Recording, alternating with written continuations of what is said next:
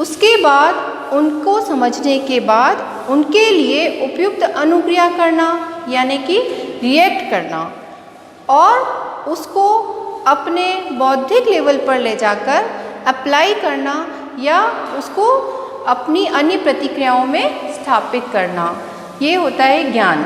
जैसे कि सीधी सी बात, अगर हम किसी साइकिल को चलाना सीखना चाहते हैं तो उस साइकिल को चलाने के बारे में हम अपने दिमाग में सबसे पहले एक इमेजिनेशन क्रिएट कर रहे हैं कि उस हमको करना क्या है।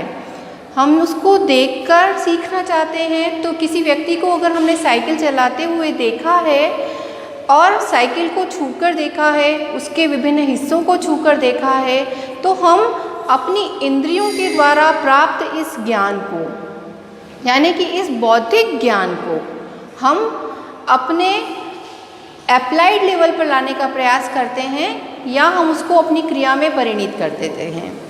या फिर ऐसा भी हो सकता है कि हम उस ज्ञान को अपने अनुभवों पर आधारित करना चाहते हैं। ज्ञान इसीलिए कहा जा सकता है कि दो प्रकार से आ सकता है। कैसे? ज्ञान औपचारिक और अनौपचारिक दो स्वरूपों में हमें प्राप्त होता है। औपचारिक स्वरूप में प्राप्त होने वाला ज्ञान, जैसा कि हम अभी समझ रहे हैं कि जो हम सोचकर विचार कर प्राप्त करने का प्रयास करते हैं, जिसके लिए हम उसको शेड्यूल करके और एक्वायर करते हैं कि हम ये जानना चाहते हैं इसलिए हम यह जान रहे हैं। लेकिन हर समय जो भी ज्ञान हमें प्राप्त है यह आवश्यक नहीं है कि हम चाहकर उसको हासिल करें। जीवन में कई चीज़ें ऐसी होती है कि जिनको हम अपने अनुभवों से प्राप्त करते हैं। बहुत सारी चीज़ें ऐसी है जो हम अपने इंद्रिय बोध से स्वतः ही प्राप्त करते हैं। अतः इसके संबंध में जब अध्ययन किया जाता है तो इसके आध्यात्मिक आधारों में ज्ञान को दो स्वरूपों में, विस्तृत स्वरूपों में बांटा गया है, जिसमें से पहला है तर्कजन्य ज्ञान और दूसरा है अनुभवजन्य ज्ञान। जैसा कि मैंने अभी बताया था आपको कि जो तर्कजन्य ज्ञान है इसको हम तर्कवाद कहते हैं। और ये हमें कैसे प्राप्त हुआ?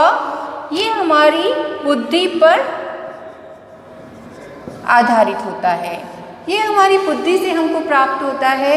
इसमें हम अपने जो इंद्रिय अनुभव हैं इनको शामिल करते हैं, अर्थात बुद्धि से प्राप्त होता है।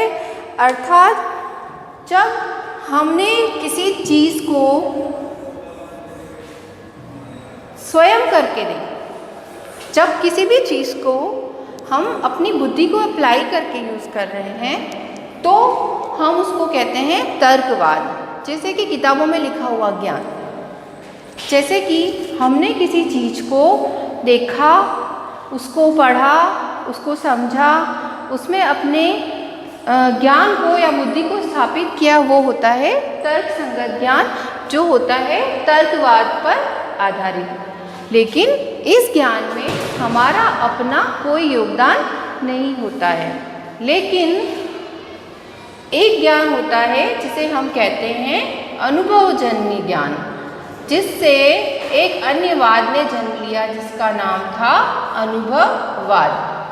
इस अनुभववाद को देने वाले दार्शनिकों ने कहा कि बच्चा जब जन्म लेता है तभी उसके पास इंद्रियां होती हैं, तो वो बहुत सारी चीज़ों को जानता है, पर जैसे जैसे वो इन चीज़ों को जानता है और स्वयं अनुभव करता है तब वो उनको धीरे धीरे जानने लगता है।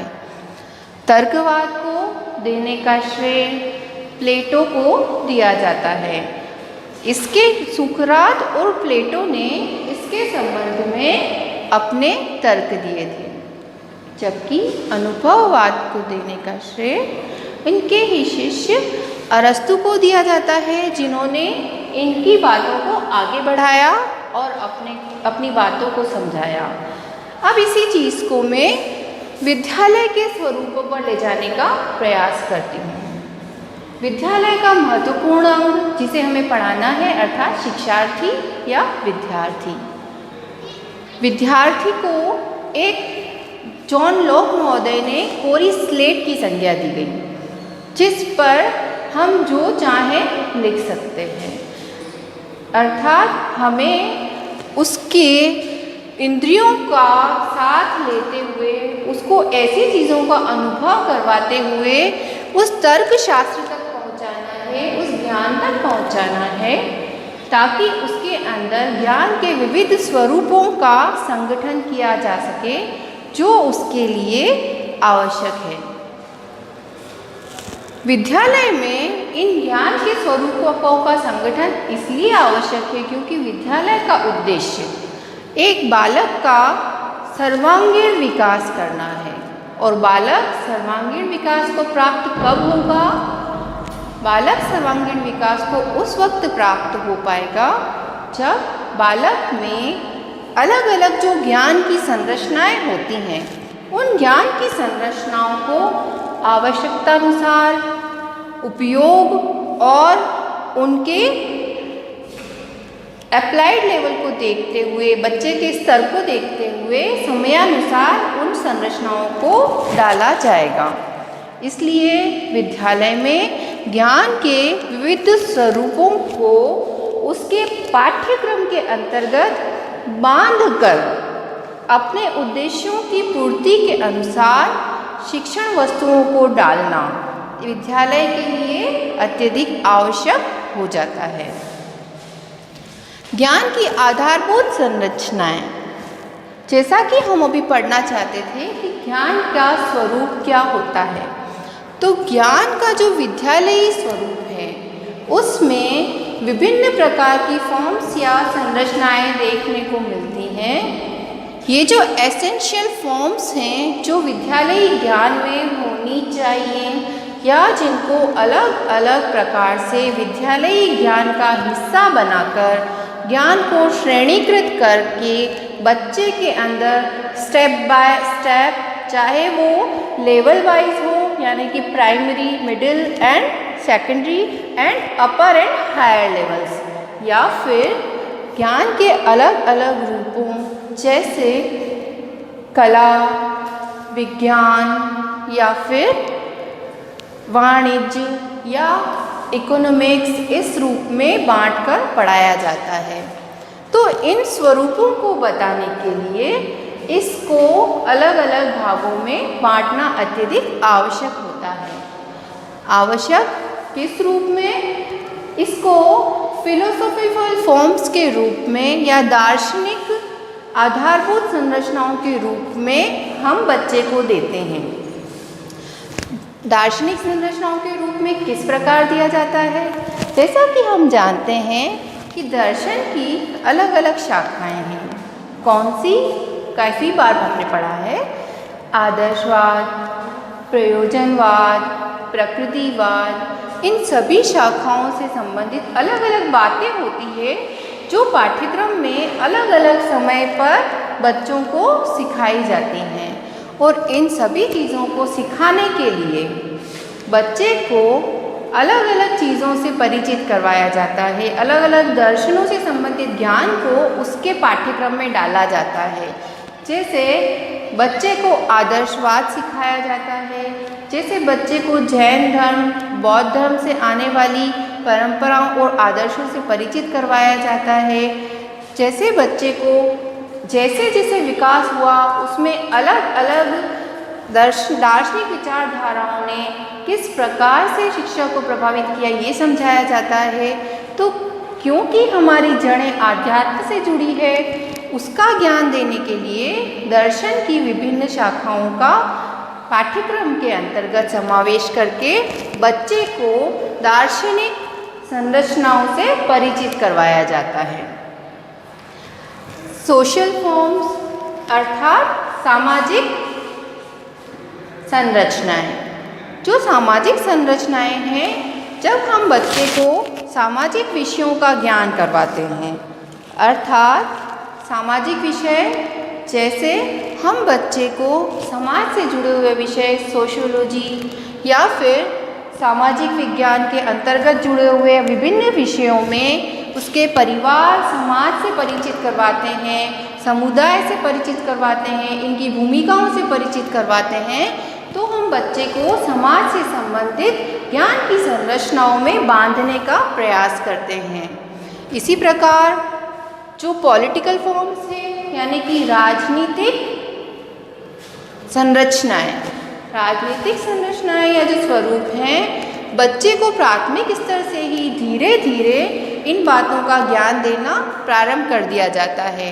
जैसे बच्चों को छोटे छोटे परिप्रेक्ष्यों में ग्राम के बारे में, ग्राम सभाओं के बारे में, पंचायतों के बारे में, उनके सदस्यों के बारे में और आगे चलकर हमारी जो प्रशासनिक व्यवस्था से जुड़े हिस्से हैं उनके बारे में ज्ञान को दिया जाता है। और जैसे जैसे बच्चा बड़े स्तरों पे होता जाता है, वो हमारे भारत के विभिन्न राजनीतिक परिप्रेक्ष्यों को समझने के लायक हो जाता है, उसको ज्ञान के राजनीतिक स्वरूपों से परिचित करवाया जाता है।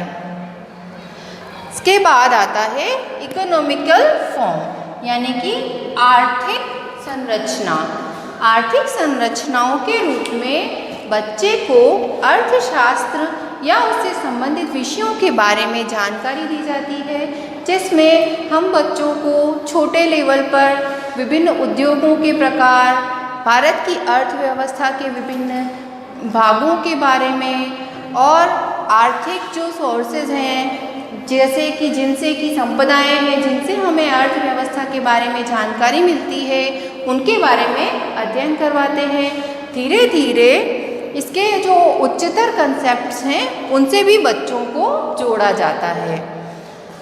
एनवायरमेंटल या पर्यावरणीय ज्ञान हम अच्छी तरह से जानते हैं कि जब भी बच्चे की प्राथमिक पाठशालाएं चालू होती है तो इस ज्ञान के स्वरूप का माध्यम बनाते हुए हम उनको सामान्य ज्ञान को देने का प्रयास करते हैं। बच्चे को प्रथम अक्षर का ज्ञान करवाना हो, चाहे बच्चे को अच्छी आदतों का ज्ञान करवाना हो, हर चीज़ का ज्ञान पर्यावरण से जोड़कर ही करवाया जाता है। और जैसे जैसे बच्चे का ज्ञान का स्तर बढ़ता जाता है, वैसे वैसे प्रकृति से जुड़े हुए रहस्यों को बच्चों को समझाने का प्रयास किया जाता है। पर्यावरण से संबंधित धारणाओं को, उसको प्रदूषित करने वाले कारकों को तथा अलग अलग चीज़ें जो हमारे भौतिक वातावरण को प्रभावित करती है, समझाने का प्रयास किया जाता है। तो ये कौन सा स्वरूप हुआ? पर्यावरणीय ज्ञान स्वरूप, जो कि हम बच्चों के कंटेंट में या पाठ्यक्रम में सम्मिलित करते हैं। इसके बाद आती है लिंग्विस्टिक फॉर्म, अर्थात भाषा के आधार पर बच्चे को आधारभूत ज्ञान प्राप्त करवाना। ये तो हम जानते ही हैं कि बिना किसी भाषा के बच्चे को कोई भी ज्ञान दे पाना संभव नहीं है, लेकिन सिर्फ ज्ञान को भाषा के माध्यम से देना नहीं, बल्कि अलग अलग भाषाओं को बच्चे को समझाना, ताकि वह आज के समय पर एक अच्छे ढंग से कम्युनिकेशन स्थापित कर सके, दूसरे लोगों से अच्छे से संप्रेषण कर सके, अपनी बातों को व्यक्त कर सके। इसके लिए यह प्रयास किया जाता है कि सिर्फ भाषा को एक माध्यम बनाकर नहीं पढ़ाया जाए, अपितु बच्चे को अन्य भाषाओं का भी ज्ञान करवाया जाए और विद्यालयों में बहुभाषिकता का प्रयोग करना इसी का एक उदाहरण है। इसी क्षेत्र में बच्चों को इसीलिए विद्यालयों में हिंदी के साथ साथ अंग्रेजी का भी ज्ञान करवाया जाता है तथा अन्य विषयों का भी, क्षेत्रीय विषयों का भी ज्ञान करवाया जाता है। इसके बाद आता है मोरल फॉर्म्स या नैतिक स्वरूप। जो शिक्षा के या ज्ञान के नैतिक स्वरूप हैं, वो विविध रूपों में बच्चों को डालते हुए देखा जाता है। प्राइमरी लेवल से इसकी शुरुआत हो जाती है। बच्चों को पढ़ाई जाने वाली कहानियों, नाटकों या कविताओं में अक्सर उनको कोई न कोई नैतिकता की आदतों को सिखाते हुए देखा जा सकता है, जिसमें बच्चों में जल्दी उठने की, ब्रशिंग करने की आदतों के बारे में हम जानते हैं ना, कई पोएम्स सुनते हैं। और यही जो नैतिक मूल्य हैं, ऐसा नहीं है कि छोटे लेवल पे ही दिए जाते हैं। जब बच्चे बड़े स्तर पर आते हैं, हर चीज़ जो उनको पढ़ाई जाती है किसी न किसी रूप में उनको नैतिकता का ज्ञान करवाती है।